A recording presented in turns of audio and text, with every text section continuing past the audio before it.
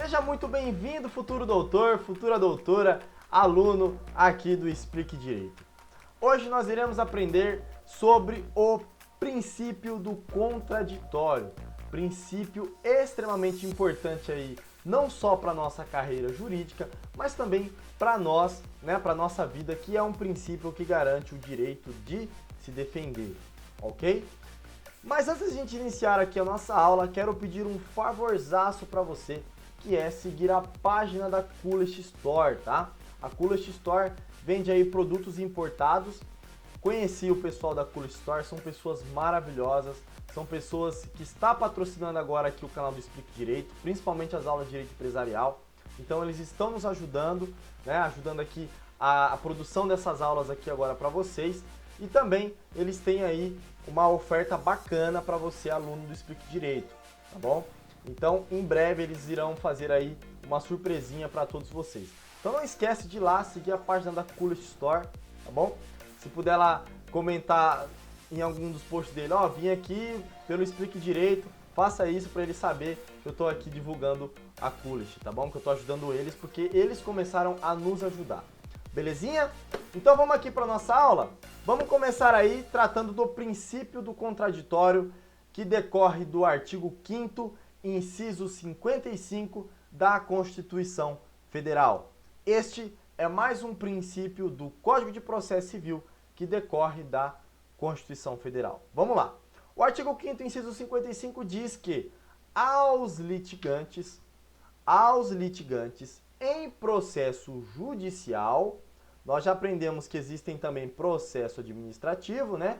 A gente tem o judicial e administrativo, você não precisa esgotar a esfera do administrativo para entrar no judicial, e no princípio do acesso à justiça já te dei já algumas exceções e alguns requisitos que tratam do interesse, né? Então, aos litigantes em processo judicial ou administrativo e aos acusados em geral serão assegurados, olha só, deve ser assegurado o contraditório e também a ampla defesa, com os meios e recursos a ela inerentes, tá bom? Então perceba que nós temos aí várias informações que decorrem desse inciso 55 da Constituição. Olha só que bacana. Com esse direito, com essa garantia constitucional, nós temos aí o que nós chamamos de contraditório, tá? O que é o contraditório? O contraditório é um direito de se defender perante um processo judicial ou administrativo, ok? Então você, cidadão de bem, você, futuro doutor, futura doutora, que irá defender um cidadão de bem, tem esse princípio do contraditório a seu favor, tá? Então, ninguém será condenado e nem julgado sem que tenha a oportunidade e a possibilidade de apresentar a sua versão da história, tá? Imagina você aí na sua casa, tá? Se você tem um irmão ou não. Se você tiver irmão, melhor ainda. Quebra um copo na casa, ninguém sabe quem quebrou. Já pensou se seu pai e sua mãe já chegasse te dando uma lapada já, te dando umas pauladas, chineladas, sem perguntar quem foi? Óbvio que isso seria injusto. Então qual é o correto? Quem quebrou o copo? Aí seu irmão mais velho fala que foi você. Aí não foi você.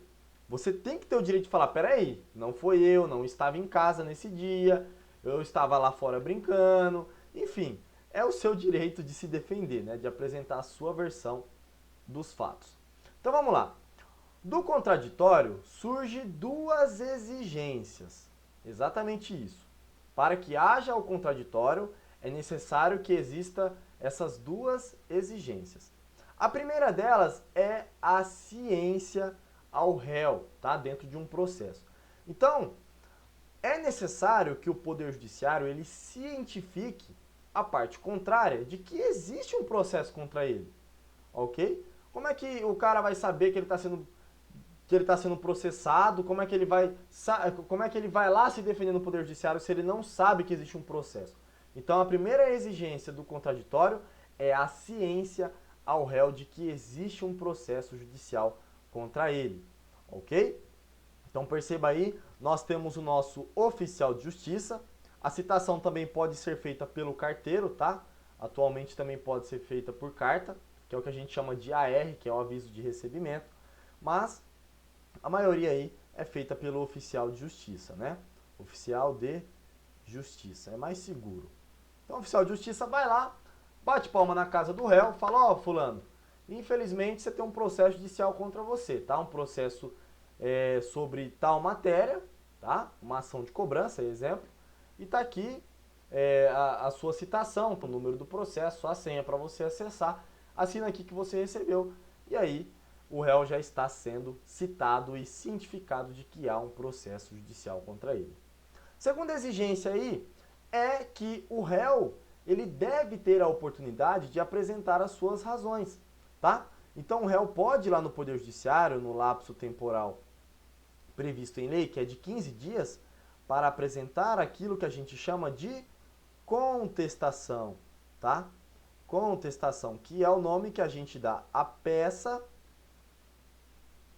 que o réu vai apresentar a sua versão da história, tá bom? Então o réu vai chegar ao juiz, espera aí, o autor falou que eu sou X, Y e Z, então eu vou apresentar a minha contestação para dizer que eu não sou X, eu não sou Y e eu não sou Z, que eu não fiz X, eu não fiz Y e não fiz Z, beleza? Então é isso que você tem que entender. Existem duas exigências, a primeira, dar ciência ao réu.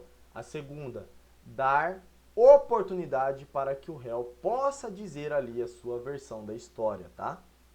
Então, tendo aí como base essas duas exigências, esses dois requisitos do contraditório, vamos fazer a leitura do artigo 9º aqui do Código de Processo Civil.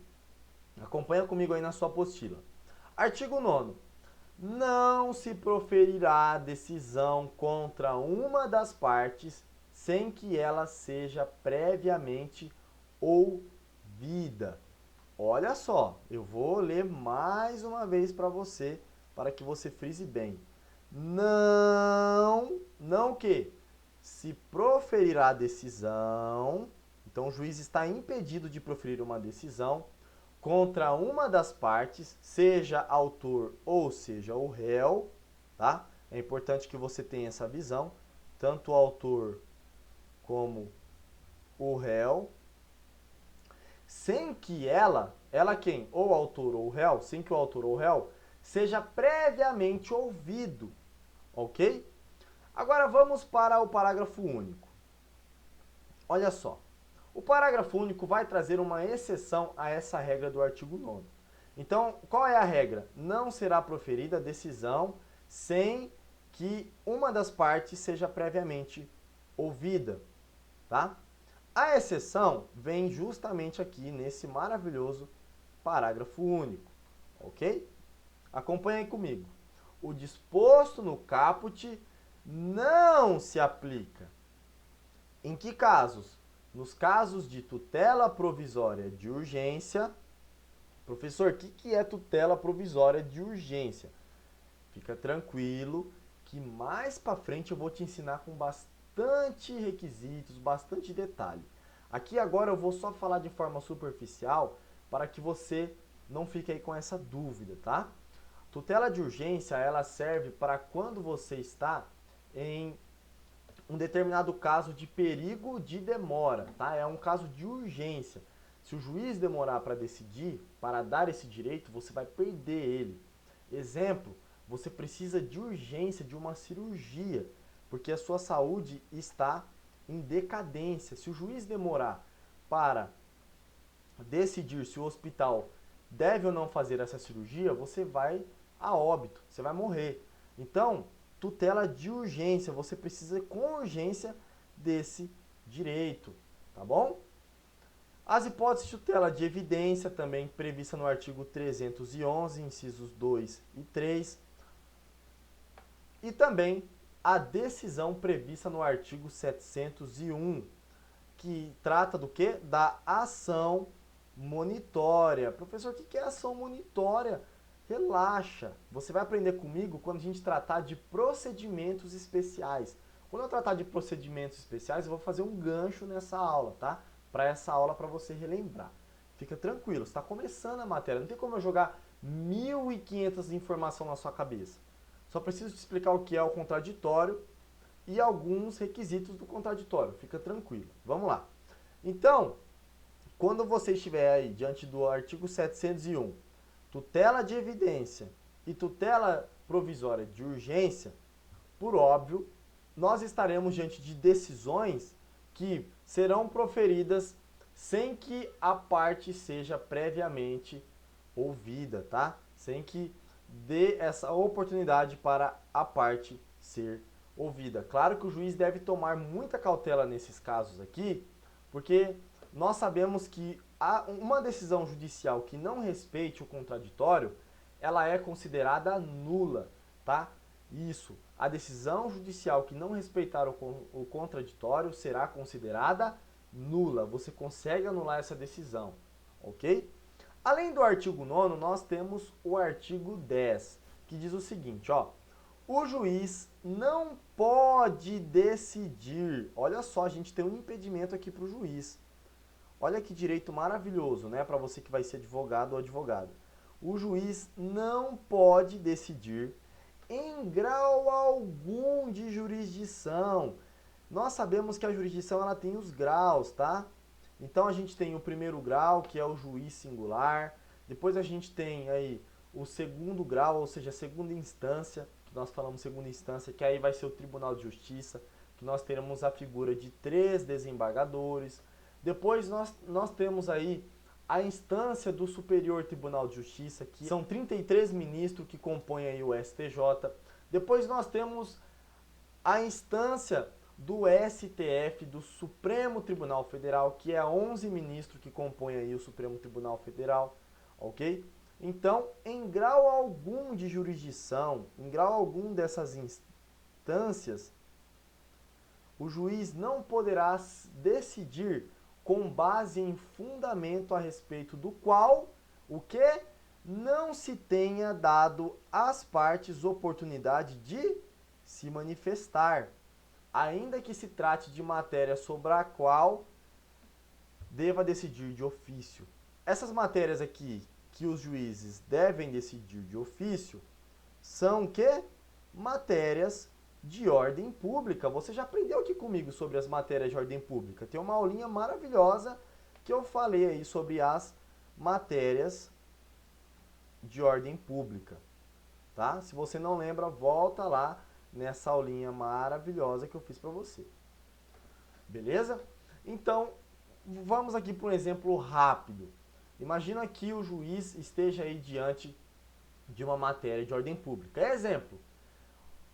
O autor ingressa aí com uma ação e o juiz, de cara, na hora que faz o requisito de admissibilidade, que você vai aprender comigo mais à frente, ele já percebe ali nessa análise que existe uma decadência, tá? É uma ação decadente, é um direito que já decaiu.